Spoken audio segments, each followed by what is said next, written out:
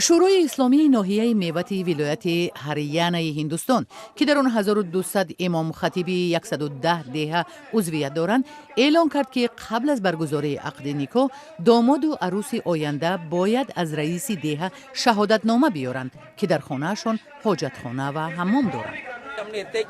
ما به این خلاصه آمدیم که اگر در منزل زیست عروس دامادی آینده حاجتخانه و حمام نباشد مراسم نکاح برگزار نمی کنیم.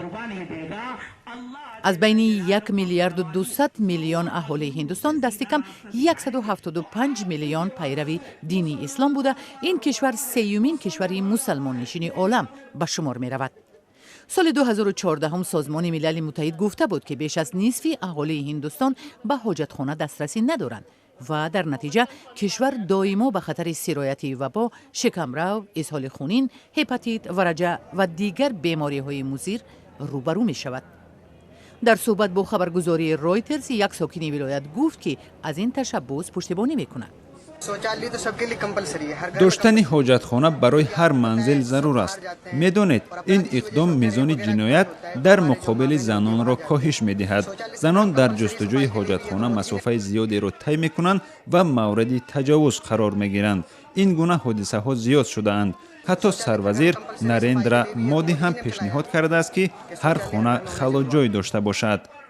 در بعضی دهات هندوستان زنان مجبورند برای یافتن حاجتخانه مسافه زیادی را طی کنند و اکثرا در این گونه جایها مورد تجاوز و حمله های جنسی قرار می گیرند.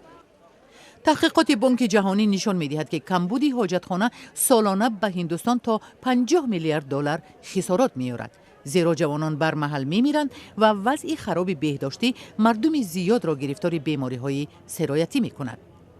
سروزیر هندوستان نریندرا مودی بارها از وضع بد بهداشتی کشور تأسف خورده تاکید کرده است که در دوام 5 سال رهبریش برای حل مشکل حاجتخانه تلاش خواهد کرد.